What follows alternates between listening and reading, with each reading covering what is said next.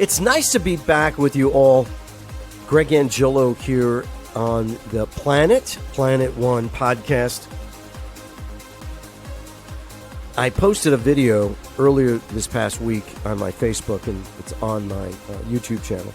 Both YouTube channels, by the way, because I do have the Raised on Real Estate podcast and now Planet One.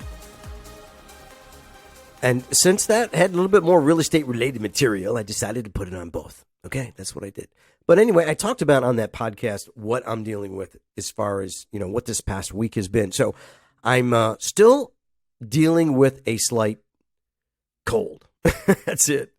So I may sound a little nasally, a little off, mostly just up in around the nostrils area, all that little pressure in there. So part of it could be sinuses, which I really don't deal with that much. But folks, we deal with stuff all the time. We all deal with things in our lives, right? Just if it's cold or it's whatever it is, not feeling well. And so I posted I don't do well. I'm under the weather. I don't know about you, but when I'm under the weather, I really don't want to do anything. It's really hard for me to focus. And it took me a few days to figure it out that I just got to focus and get through it. And regardless of what I sound like on the phone, I mean, someone could say, "Oh, wow, you sound sick. Are you okay?" I mean, it'd be a good introduction. I was calling about your house. Oh, you're all right? Are you feeling you're sick? Oh, I hope you feel better. Otherwise, they'll just hang up on you. That's what happens with these people, man. That's what we deal with in our cold call processing. Is we get hung up on. And people tell us, "Are you a realtor?" I love it. I love that one. "Are you a realtor?" They don't really say it like that. They go, "Are you an agent?" Yes, I am. And they just hang up. It's like, okay, what did I do? Right? I really want to just ask them a question because they don't want to answer it. They don't want to answer the question of why you don't want to work with an agent. What are they afraid of? And they don't want to tell you because they'll just hang up the phone. And then if you call them back, which I do, at times I will call back. And it goes right into voicemail. Now, you may want to call back at another time. That might be an opportunity. Call back at another day. And they'll answer the phone. I had that happen before, especially when someone told me, "I ain't working with an agent, so don't call me." Well, I forgot to put in the notes. Don't call. And I did reach out again, and this person's like, "Oh, are you an agent?" And I'm like, "Oh, man, I forgot about this one." So, because sometimes they may have a different persona. They may have a different disposition. They may be very upset the moment you call them. Well, because they're getting called by us agents, right? And so a few days down the road, they may have just want to chill out and relax a little bit and, or something else is going on in their life and they need to decompress. It's just the way it is. So what else is going on with you all? We have got some things brewing in the podcast world. I have not done one since, I don't know when, February, I think. I have to look back. I don't know if I did one in March or not, but I've had people reach out to me, a number of people reach out to me, mostly from the Raised on Real Estate platform, which I have out there. So Raised on Real Estate, the Roar podcast is out there. People do listen to it, the prior episodes. I know I launched the Planet One, but I do get people that reach out to me. And many of these people are in the real estate game. Investors, people that are flipping houses, went from unemployment to, $1 million success stories in real estate. And so there's a lot of them out there. And they get on the podcast, the real estate podcast game, to get their name out there. And, that's part of what it is, right? I mean, you have to have exposure. And it's almost like book signing. Instead of having people come to a place and you sign books that you've written about real estate or real estate investing or flipping homes or how to turn your rental into a multi-million-dollar property and all of those things, they just go on podcasts and talk about it because, you're going to reach a wider audience much faster. And it's probably going to cost you almost nothing. And most of the time it doesn't. Okay. Because we don't really charge anybody for being a guest on the show. It's nice that they reach out and they want to do it. And I'm good with that. There's fees that you can charge. Now, some of these people have high fees to be guests with them, and I don't know who they are. And, I don't know why they're charging what they're charging. They're charging because that's what they want to charge, and that's fine. And there's millions of people out there that are doing that. Just like in the coaching game, right? We've got coaches all over the place now. So many people who have been in real estate. And we know where real estate is right now. We're in a slower market. It's just weird, quite frankly. It's a strange market. It's hard to figure out. And I don't want to now jump over from what I was just talking about, but the market in real estate is weird. And so that's why our inventory is low. Like, why is it weird, Greg? I think it's just people are just trying to figure out, like, what in the world is going on in our economy? What's going on in our world? I think many people just have no clue of what's going on. And a lot of it has to do with the fact that we don't have enough communication about what's happening out there. I think that's part of it. I don't want to get into political genre here, but part of it is because we don't have transparency. And when you don't have transparency, and then you're left to an unknown or to wonder and to ponder. It's like in a relationship. If you're in a relationship and you're trying to work things out and you're asking questions and you're not getting answers, and it just leaves you like in a weird state. It's like, I don't know if this is good, if this is bad, or what it is. But in podcasting, we see more people now getting into the game and charging money for that. And so, that's where I was leading it into the coaching platform, because since over the last probably 6 months where real estate has been, people have started to shift into a coaching platform. So there's a lot of people out there that are doing that. And some have only been in the business for a short period of time. And I'm not here to judge, right? I'm not here to say, well, you have to be in real estate or this particular type of discipline for X amount of years before you can call yourself a coach. I mean, if you're good at it and you're motivating and you have this ability to bring people to you, to draw them into you, to, they'll listen to you, which is very important, the tonality that you have to get people to listen to you. And that's why in cold call prospecting, we can't really teach how you sound on the phone. We can teach you how to overcome objections when somebody tells you, well, I'm not going to work with you. Or do you have a buyer and I'm not going to list my home with you? So those are things that you can have responses to, but how you sound is something we just really can't do. Now we can talk about speeding things up or maybe pausing or inflecting your voice. And like, I understand that you don't want to list your home, but let me ask you a question. What is more important to you right now, time or money? Now, these sort of things you can teach people over a period of time, and they have to work on it. It's like role playing, and that's the other part of it. It's role playing, but it's also practicing. It really is. It's practicing. It's like actors, right? When they're going into a part and they're auditioning for a part, what do they do before they audition for the part? Well, they are pre-auditioning and practicing their lines, and generally they do it in a mirror. They do. I mean, I'm not an actor, okay? But I know that in that field, just from history of actors and listening to how they got the role and how they auditioned, and it's practice, practice, practice. Practicing with other people. Because someone will say, well, you didn't do that line very, very well. You didn't sound convincing. You didn't sound motivating to me. You got to come across a little bit different, or don't come across so hostile. And there's talent coaches that talk to you about your delivery. But you have to have a tone. I mean, it's almost like when you hear people talk, when you hear their voice. I mean, there's people I've heard before, like, bet you that person's an actor. I bet you that person's in radio, because they just have that tone, right? But we're in a little bit different era now. When you hear people talk today, I mean, and I hear people on podcasts and on YouTube, and I do listen to them, and I'm not criticizing how anybody sounds, but I see the thousands upon thousands of subscriptions and likes, and I'm listening to them, and they're just going on and on and on and on and on, and I'm like, there's really nothing here for me that I'm listening. Get to the point. That's just how it is, and some people like it. So that's why we moved into more of from being polished actors in certain disciplines to everyone it's a free for all industry now in the entertainment business almost, right? It's like anybody who comes across a certain way, you can get a part. You don't have to have a certain tone anymore. You don't really have to have a certain look anymore.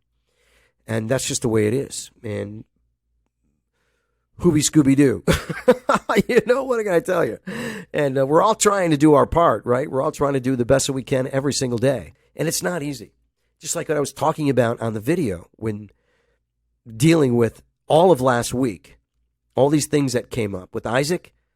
He's been off on his spring break, and this is his last weekend for it now. He has tomorrow, full day tomorrow, and then he goes back on Monday. And he's really excited about going back. Last year, it was a little bit different because we were not at the homestead. We were in Myrtle Beach for the week, almost the whole week. I think it was about 4.5 days. But we were in Myrtle Beach, North Myrtle, and it was nice because it was much warmer too. It was. A year ago, and this week in April, it was much warmer. And even though the weather right now is moving up quite nicely. But anyway, so he had all that stuff going on. It was very exciting. And I think it's a little bit different for him now. He did have a playmate over. He has a friend of his that is not exactly in his class, his second grade class. I think his friend Sean is in a different class, but they're very, very close. And Sean has come over quite a bit. And, he's an only child. And it may be a little bit difficult for him. I can't really say it's difficult for him to keep himself entertained because he's very, very good at it because he has a lot of things around him that keeps him occupied when we're not doing something spectacular, like going somewhere. Okay, but he also has his cousin. He has his cousins. And the one that he's very close to is his cousin Harvey, which is just about a year behind him. And they're like brothers.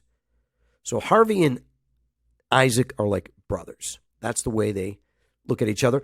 And Isaac is older. I think I said a year. No, that's not true. So Isaac is, I think, 3 or 4 years older than Harvey. Because Isaac is going to be 8 in June. And in December this year, I think Harvey's going to be 4. Yeah, there's about almost a 4-year difference between the two of them. And then Isaac's much bigger. He's much taller than most kids at his age anyway. So they all think he's older. Isaac's like a very, very big boy to Harvey, who's like this little 3-year-old. And he has another new cousin now, Charlotte, who's about 5 months old, just going to be 5 months old in about a few more days here. And he has his other first cousin, Ari. And so I really think that there's going to be a really nice relationship when they all get older. All that meaning is Isaac is finishing up his spring break this week, and he's excited to be back in the classroom and be around his schoolmates and all of that. But he does pretty well, as I said, just by himself when we're not out doing something. And that's just the way it is because I'm doing as much as I possibly can in this type of market in real estate. We have to push really, really hard right now because of the mindset that's out there. Interest rates. I mean, I get it, but interest rates can't stop you and shouldn't stop you from getting into a home, which is really your desire. I mean, interest rates are going to fluctuate. They're going to change. And 5 years from now, 10 years from now, 15 years from now, I mean, we have no idea where interest rates are going to be. But they're not going to be exactly where they are today. They could be down, they could be up, and that's just the way it is. And so if there's an opportunity for you to get into a home and you're qualified for it and you have everything to do it, the interest rate shouldn't be the stopper. I mean, look how many people, we mentioned this before on many different podcasts, how people took advantage of these historically low interest rates who had 3% and they refinanced for a lower rate. And now you can't get a 3%. But you may be able to in the future.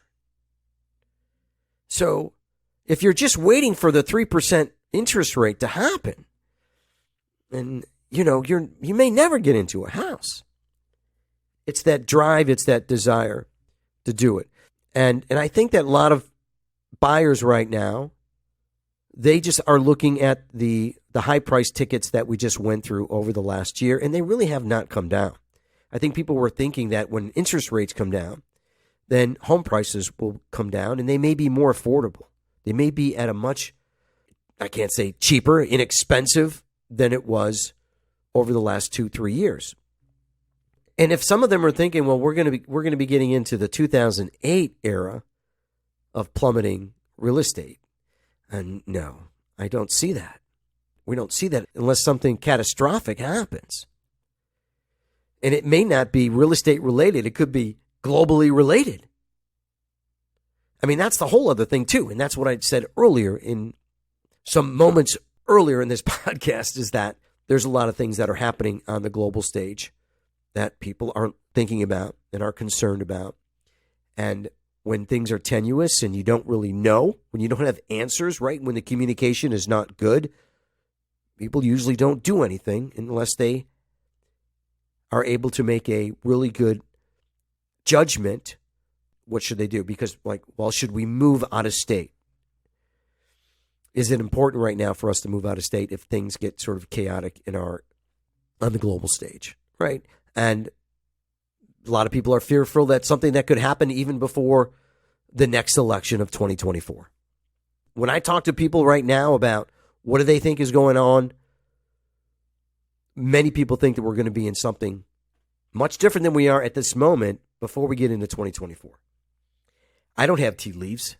I don't have a crystal ball. I don't know.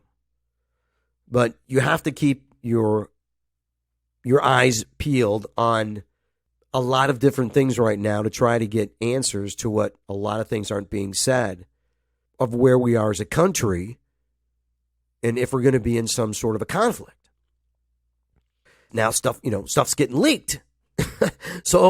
But that was not planned, right? We're hearing about these leaked documents from now this 21-year-old with his his clearance to have those documents, top secret documents. But that wasn't purposeful. I think he was just showing off and boasting. That's what you hear, right? He's in a chat room with his friends. And I mean, but man, dude, seriously. I mean, would you put your hand in a fire to see if it's going to get burned? I mean, would you do that? I mean, think about it. I mean, I know he's 21 years old, but don't you think that he should have maybe had a conversation with someone first? Like, hey, what do you think if I do this? You think I might get in trouble? Yeah, maybe so. Maybe you ought to think twice before you do that. And why you even have this stuff? So I don't get it. I don't know what it is. It's like how to get instant fame is to have your life ruined and, be in solitary confinement. I mean, what's going to happen with this kid? All this stuff with that stuff being out there, with those sensitive documents being out there, they are what they are. But time has a way of, making things less heightened. So 2-3 weeks from now, a month from now, it's not going to be a topic. It's not going to be on it's not going to be the number one thing out there, and probably going to be something else that we're going to have to deal with, because every single week it seems like there's something else. A new book that's out there. As one of the, I think he was the former Secretary of State, and said that it's like one damn thing after the other. And that's pretty much what it is. If it's not rolling the eggs down a hill, I don't know what it is. Other than that, I was going to talk briefly about, Greg, was that an introduction? I mean, that's amazing.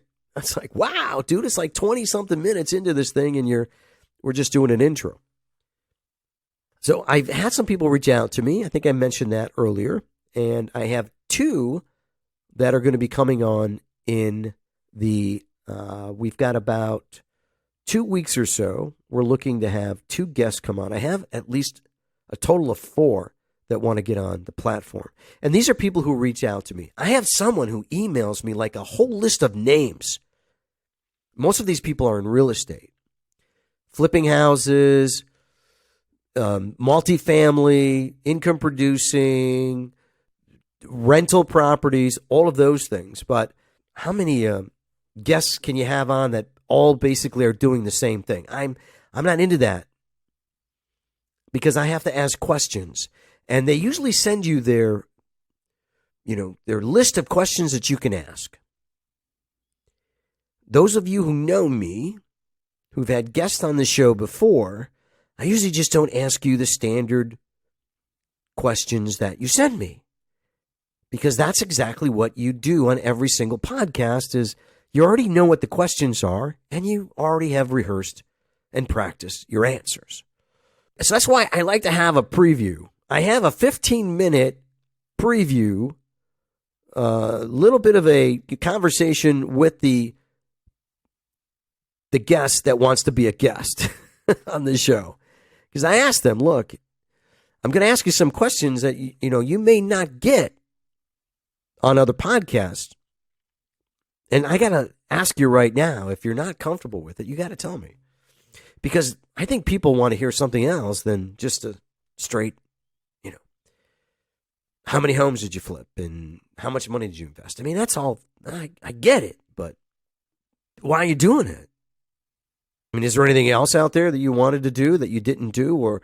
And so I do have some people coming on that do have some interesting backgrounds that I'm going to be talking to them about, but also some other things because I did get their criteria. I got their list of questions, and that's fine. But I am speaking to someone this Monday coming up. Her name is Stephani Boyd. So I'm excited to hear what Stephani has to say. I heard one of her podcasts that she's done before, and I believe she's out of Sacramento, California. I'm not quite sure if she's a real estate broker or she's in the mortgage industry now, but she had a criminal justice background, and then she went to college at a very young age. We're going to be talking to her. And then I have another gentleman coming up, and I've been trying to get him on a little bit sooner, but he's been very, very busy, and his name is Erik, Allan. So Erik is he's a coach. He's a real estate coach, or he's a coach, national coach, and he's done a lot of different things. He went through a lot of issues when he was young, when he was 13 years old, and we have some similar backgrounds of what happened to us with addictions and alcohol and all of those things, and then where he is now. So we're gonna talk to him. I don't want to give up too much information about him because I'm holding the line that this is going to happen with him because we had some opportunities before and they kind of broke down, and now we got another one scheduled for somewhere around the 21st of April. Then I have another gentleman who we were scheduled to put together a podcast earlier this month, and then something else happened, and another event he's going to. I think he's going out of state for another event. His name is Dustin. I believe it's pronounced Heiner. Could be that. So Dustin, he's another real estate person in the real estate game, got into the rental business, rental properties, wrote a book, Master Passive Income, successfully unemployed. And like I said before, it's a book tour. It's what it is on the internet. So instead of putting a book out there and then having a book signing at some place, which is cool. I mean, if you're in a local community, there's nothing wrong with having a book signing of your book at an event, right? Do it in somebody's business. Do it in a coffee shop. Do it in a restaurant. Or, try to get out there where people are already walking in. You might have more opportunity to sell your book. But the podcast platform now is very good for, what we can call book signing on the internet, right? Because that's what people are doing. They're promoting their book. They're promoting their events. And this is the platform that they're using, and that's why they do it. That's why they go onto many, many podcasts for the simple fact of the free exposure. I mean, we don't really charge. I mean, I don't charge anybody to come on and do the podcast, and, I'm not really concerned about it. I mean, I think it's cool that people actually reach out to me, the numbers of people who do and want to come on. I mean, I've got an email right now with someone. I think there's like 6 or 7 people who want to be guests on the show. And that's fine, but it ain't my full-time gig. Maybe that's an opportunity, right? Because I did the radio gig many, many years ago. And there are people that are doing this thing full-time, right? They got the microphone, they got everything set up for them, and they got the YouTube and whatever they're doing, and they're making a living doing it. Would I love to do this on a regular basis all the time and have my own show? And why not? Right? I mean, I'm already going on now and on and on and on, and hopefully that you are all still listening to what I'm talking about. And I really haven't said anything that's earth-shattering. I just really haven't. Other than it's just conversation. It's what it is. And I've said it before. This is an outlet for me.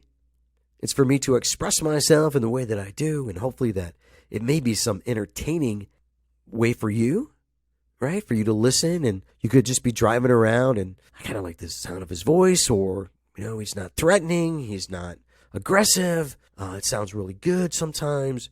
Maybe he doesn't really say a lot that I care about, but, it's lighthearted humor to some degree. And that's pretty much what podcasting is. It's just people together communicating. Now, there are some very, very high-tech conversations out there. And that's really, really good. Especially if there's something specific that you want to know about. Like, if I want to learn about something, then I usually Google it on YouTube so that I can see what other people are saying about it. Because I've actually been looking into this. People know what a VPN is, right? It's your private network. Right? That's what it is. It's like we all have our computers and our phones. They have a digital footprint, right? We have an IP address, and it goes with us wherever we go. It's like our DNA.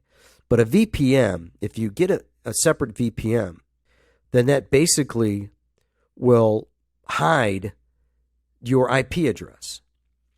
Or it will give it a mask. It'll mask your IP. A VPN will mask your IP address that's either built onto your computer or on your phone. And some people do that because, well, they don't want people to know where they're going. That's one reason. But the other reason that people do that is because you can actually appear to be in another part of the world and not actually be there. Okay, so there are some platforms, entertainment platforms like Netflix. So Netflix is very, very technical in knowing where you are. And they won't allow, and some countries won't allow Netflix in, and Netflix won't allow people from certain countries in. So when they see an IP address and they see where it's from, then they'll block it. And there's a lot of people in different parts of the world who don't have access to what we have in the United States because things are blocked out, because they know where they're at. So a VPN can actually change your location. That's what it does. You can actually pinpoint it. It's like dropping a pin, a GPS pin, and say whatever it is. Now, someone could be in China, and they could VPN to be in the United States. So when they log in, the cookies are picking up your identity. Now it's going to say, well, could be from Omaha, Nebraska. Okay, well, that's fine. Well, they're not in Omaha, Nebraska. They're in China. They could be in Singapore. They could be in Sweden. That's what it is. And so VPNs have gotten very, very popular over the last 4 or 5 years. Now, some people use them because they think it's going to help them with encrypted data, that, they're very, very good at not being able to steal your stuff from you. So, but VPNs are more so about not letting people know where you are, masking who you are, so you can travel around the globe incognito. That's pretty much what it is to some extent. Because if somebody wants to break into your computer or whatever your device is and hack you, it's mostly about your password security than it is about your IP address. And so some people will say if you're more concerned about having your data exposed, then VPN is really not, it's not going to be that helpful to you. You need to have other safeguards, 2 or 3 different ways of being able to get into something, right? Like 2 or 3 different authenticators, things like that. So, but I've been, I don't know. I was just out there what's a VPN? Now we just had a very, very specific conversation. So, and there's pros and cons on it. Some people like them, some people don't. And there are a lot of them out there now. That's the other thing. Okay, probably maybe 5-6 years ago or so, maybe 10 years ago, there was just a few. Now there's like all these other ones. And now you have to see like, well, some of them are charging me, $89 a year, or maybe it's $100 a year, or $200. And are they really doing anything? Do they hold your information when they say they don't? Are they carrying a log about where you go when they're not supposed to? So, and that's all important. So now you got to start researching. So when you go on the YouTube channel and you type in, like, what is the best VPN, like, what is the best one? Then you got hundreds and hundreds of videos that pop up that you got to sit through and try to figure out. Well, I think we're going to wrap it up. It is a Saturday. Greg Angello here with you on the planet. We really appreciate all of you going on out there. Real estate it's a daily grind. It really is. And I have to try to be as much in communication as I possibly can with as many people as I possibly can. And it's not easy. It's not. And having a cold is not easy either. That's for sure. So it is April 15th. Hey, I think it's tax time, folks. If you haven't filed your taxes, and you probably need to do so. And we did ours. Everything was hunky-dory. And I would say, don't fear the tax man. Just get your stuff done.